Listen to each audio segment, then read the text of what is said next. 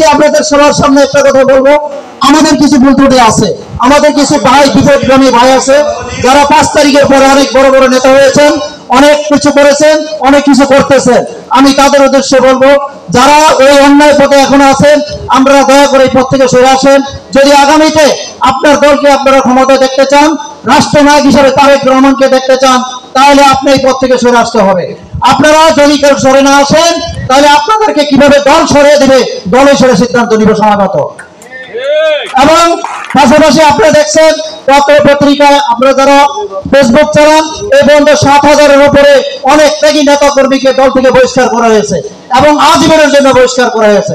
বাস্তব উদাহরণ নারায়ণগঞ্জের তৈমুর খন্দকার, তার চেয়ে বড় নেতা আমরা এখানে কেউ না।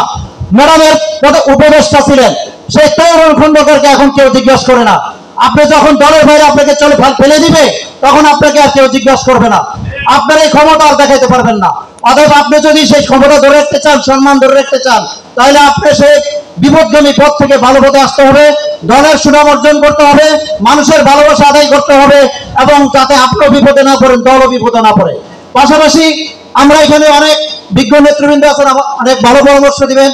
আমি 6 নম্বর বিএনপি সাধারণ সম্পাদক, সাবেক সাধারণ সম্পাদক হিসাবে আমার অভিজ্ঞতা থেকে আমি বলতেছি, একটা জিনিস মনে রাখবেন, টাকা যে কোনো মূল্যে কামানো যায়, কিন্তু সম্মান যে কোনো মূল্যে কামানো যায় না।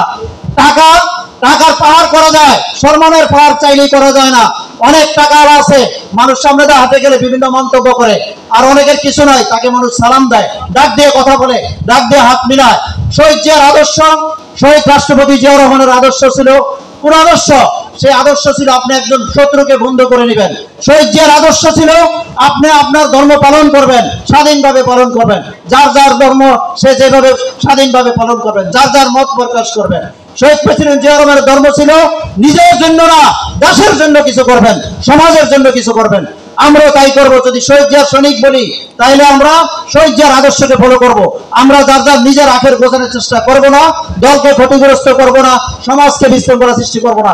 আজকে আপনি একটা জিনিস ফলো করছেন, প্রত্যেকটা এলাকায়, প্রত্যেকটা মহল্লায় কিশোর গ্যাং, সেটা আজ থেকে 15 বছর আগের সৃষ্টি, কিন্তু আমরা রাষ্ট্রীয় ক্ষমতা আসি নাই, আমরা এটা সেই জন্য এভাবে নির্মূল করতে পারতেছি না।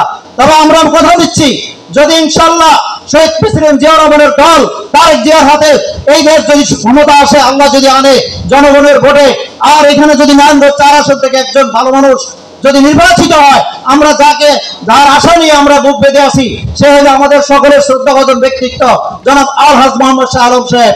ওনার মতো লোক যদি নারায়ণগঞ্জ 4 আসনে ইনশাআল্লাহ দল যদি তাকে নমিনেশন দেয়, আপনাদের বিপুল ভোটের মাধ্যমে আপনারা তাদেরকে বিজয় করে সংসদ উপহার দিবেন। আলহাজ শাহ আলম সাহেবের নেতৃত্বে আমি কথা দিতেই ইনশাআল্লাহ এই দেশে ইনশাআল্লাহ নারায়ণগঞ্জ 4 আসনে কোনো কিশোর গ্যাংয়ের অস্তিত্ব থাকবে না, এবং কোন মানব ব্যবসায়ী, কোন সম্রাট এই কুতুবপুরে এবং নারায়ণগঞ্জ 4 আসনে জায়গা হবে না। কারণ ওই শাহ আলম সাহেব ওই ব্যক্তি যাকে যে এখানে যে একমাত্র এমপি নির্বাচন করতে আসছে, সে কিন্তু নেওয়ার জন্য আসলে দেওয়ার জন্য আসতেছে। আল্লাহ তাদেরকে কম দেন নাই। একটা এমপি হয়ে যা টাকা কামাবে, তার চেয়ে বেশি টাকা তাদেরকে আল্লাহ আগে দিয়ে দিয়েছে। উনি বলতেছে যে আমি একটা অবস্থানে যে রাষ্ট্রীয় একটা ছত্রছায়ায় যে মানুষের সেবা করতে চাই। টাকা থাকলে সব জায়গায় সেবা করা যায় না, সবকিছু করা যায় না।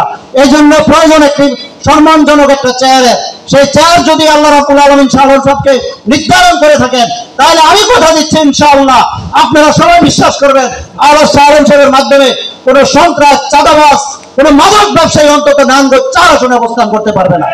সে যত বড় নেতাই হোক না কেন, সে আপনা জোরে পড়তে হবে। আপনারা দেখছেন 5 তারিখের পরে অনেক আওয়ামী লীগের দুষ্কৃতকারী বিপদগামী নেতা এদেশ থেকে রাতের অন্ধকারে পালিয়ে গেছে, তাদেরকে আপনারা কেউ তাড়িয়ে দেন নাই। তেমনি করে এই সন্ত্রাস, মাদক ব্যবসায়ী, ভূমিদস্যু, কিশোর গ্যাং লিডাররা দেখবেন রাতের অন্ধকারে আপনারা তাদেরকে আর হারিকেন দিয়ে খুঁজে পাবেন না। কারণ আলহাজ শাহ আলম সাহেব তাদেরকে কোনোদিনই আশ্রয় প্রশ্রয় দিবে না। পাশাপাশি আজকে